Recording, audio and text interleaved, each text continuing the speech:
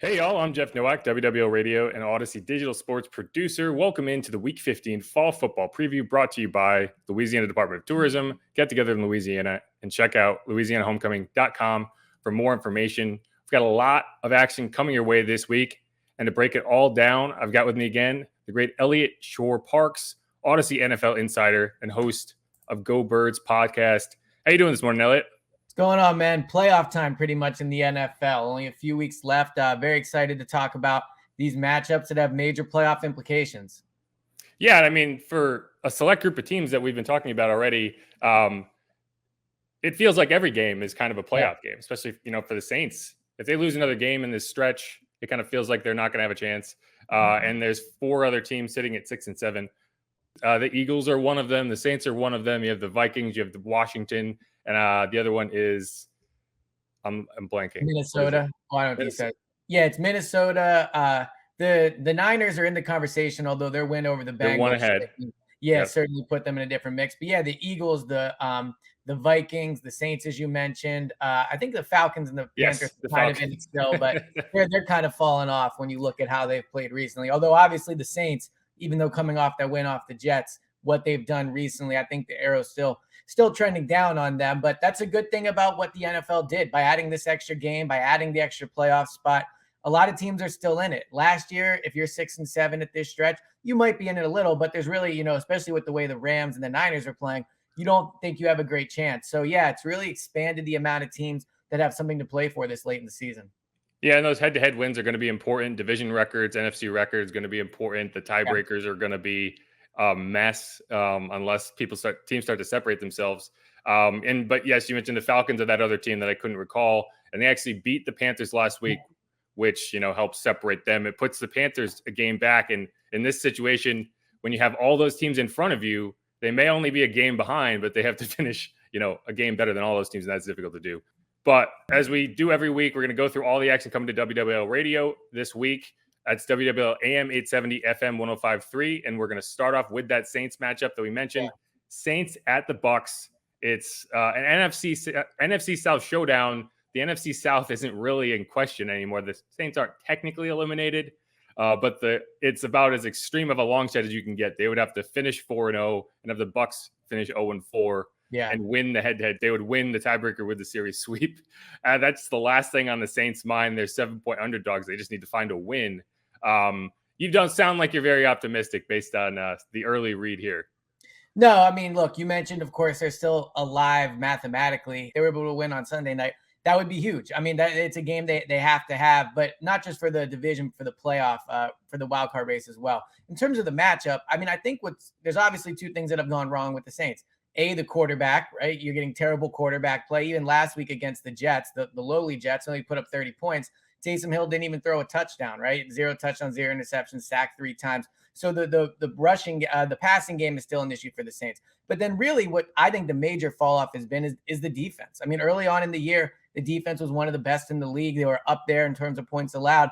But you look at some recent matchups, 40 points given up to the Eagles. They got smoked by the Bills. Yeah, they held the Jets to 9 points, but that's nothing. I mean, the Jets they're absolutely terrible. So going up against one of the best offenses in the league with Tom Brady, obviously the weapons we know that they have at receiver. Yeah, it's a really tough matchup. So could anything happen? Of course, it's a divisional game. The Saints beat them last time, but they had Trevor Siemian, which is really saying how much things have fallen off that they miss him. At least they had him towards the end of that game. So yeah, I would say the chances of the Saints winning this game are very slim. I mean, 5-10%, something like that. You mentioned, I think it's a 7-point line is what you said. It started at 11.5. It seems to have been getting bet down pretty consistently. So I think one of the things that I think people are going to be factoring in as we get closer to this game is when you look back at the last time these teams met in Raymond James Stadium on Sunday Night Football, it was a 38-3, just annihilation. And the Saints, to the Saints' credit, they're 3-0 against Tom Brady the last 2 seasons in the regular season. Playoffs, obviously they lost. He's 21-5 against other teams through that span. So right. I think there is something to be said for teams just showing up in certain matchups, especially on the defensive side of the ball, which is pretty similar for the Saints as they were last year. What I will say for the defense is I don't think that you look at the defense and the offense as mutually exclusive, right? The offense impacts the defense, especially in that Eagles game. I had a lot of people coming to me saying, wow, the defense allowed 40 points. When you throw a pick six and you throw an interception on your side of the field in the first half, and then the offense can't move the ball and you leave the defense on the field the whole game, I'm not going to put that all on the defense. I wouldn't pull anything out of that Jets game other than, okay, they're not done for the year. They're playing hard, right? And I think, yes. I think to your point about the defense helping the offense, I agree with you. In that Eagles game, the Eagles ran all over them, right? Like the offense didn't help them at all. But I would also say, like, they're down to quarterback. The defense is where the talent is right now on this team. Yeah, you have Alvin Kamara on offense, but on defense, you have playmakers, right? You have Malcolm Jenkins. You have all types of players on that side of the ball that could be making difference-making, game-changing plays. So I agree with you. Ultimately, look, this is an offensive league. You know that from being down in New Orleans. Like, if you have a good offense, you're going to win games, like point-blank period. The rules are slanted to help the offense. Taysom Hill not throwing a touchdown against the Jets is embarrassing. Like, it's embarrassing for that offense. That I know they put up 30. I can see your look. I know they scored. But ultimately, it's a passing league where the rules are slanted to help the team on offense pass the ball. So it's not going to work. Like, if they play the same game the same game they did against the Jets, against the Buccaneers, then that 11.5 that it opened at would be a steal, because I don't even think the game will be close.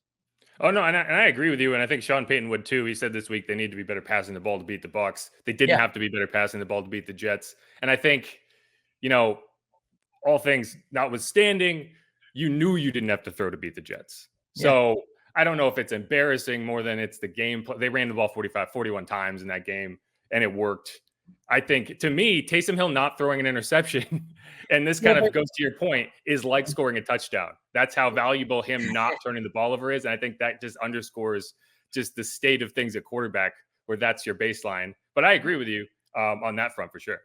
Well, and I would just say, look, I'm covering a team right now with the Eagles closely that also is struggling to throw the ball. So when they played the Jets, they ran it, and they were running it a lot prior to that. Obviously, against the Saints, you saw that. So the reality is they're running the ball a lot because they can't throw it, right? It's not like they didn't throw the ball well because they ran it so many times. It's the first thing that they're doing is that coaching staff is saying, we can't win throwing the ball. Against the Buccaneers, that's not going to work. You are going to have to make plays in the passing game to keep up with that Bucs offense.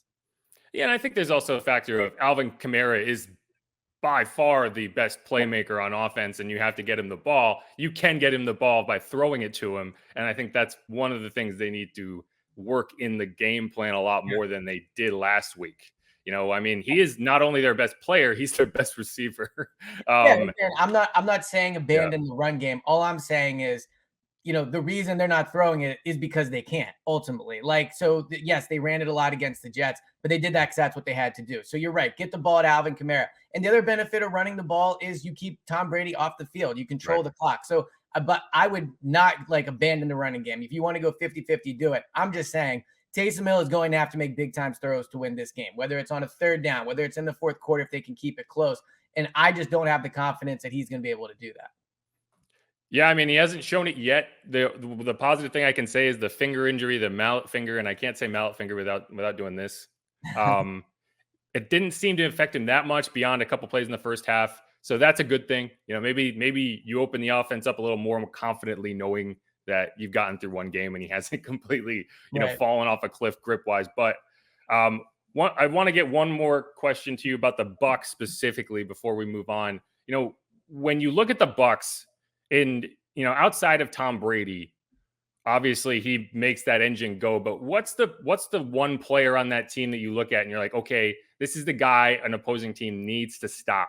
You need to take him away to have a chance to beat this team. So I think there's obviously a lot of ways you could go with this. Mike Evans, obviously certainly talented. He depends on Tom Brady. Recently, it's been Leonard Fournette. He's really running the ball well. You look at the production he has had. So I think that, we just talked about the run pass game balance when talking about the Saints. Obviously, with Tom Brady, you're going to want to throw it a lot. And clearly that's what they plan to do. But if you can stop Leonard Fournette, right, then I think you put all the pressure on Tom Brady. And whenever you can make any offense one-dimensional, I don't care if you have Brady, Patrick Mahomes, Justin Herbert, if you make an offense one-dimensional, it's easier to stop. So I think if you're at this point, if you're an opposing defense, stop the running game, shut down Leonard Fournette, who's been playing really well, and force Brady to throw that ball 45, 50 times. And then you just take your chances. Ultimately, it's going to be hard to stop the Buccaneers on offense and defense, right? But I think that by shutting down their running game and making them one-dimensional, that's one way you can do it. Yeah, and I think the thing that Leonard Fournette has done the last last month that really has made him very difficult to stop, more so than just being a supremely talented running back, he's catching passes. Yep. I mean, he is a bruising running back who is also going out and catching checkdowns and getting targeted 8-9 times a game. That's tough to stop. I don't care who you are. Yeah, yeah, absolutely. I mean, I also think it shows like where a player is has so much to do with his production. You look at in Jacksonville, certainly a mess for a lot of reasons today, especially. But you look at what he did there versus here. I mean, versus Tampa Bay, and ultimately the fact that he's in a better situation, especially with running backs, it allows them to show more of their skill. Yeah, and good for him too. He had a rough kind of couple. I mean, no guy wants to get kind of ejected.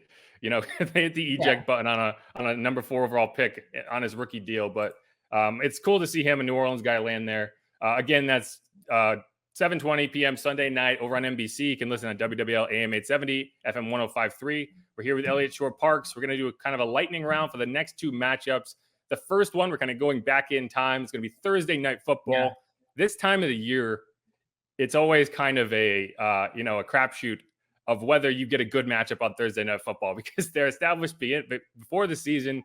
So many things happen. And then week 15, you show up and you end up with, a 1-9 or 1-12 team facing, whatever else. This week is not the case. You have the Chiefs first in the AFC West facing the Chargers at 8-5, right on their heels. You got Pat Mahomes, Justin Herbert, 2 guys who, win or lose, always put on a show. I like the Chiefs in this matchup on the road. I don't think the Chargers have Keenan Allen back. I could be wrong. There's COVID issues everywhere. Yeah. But this is probably the best Thursday matchup you're going to get all season.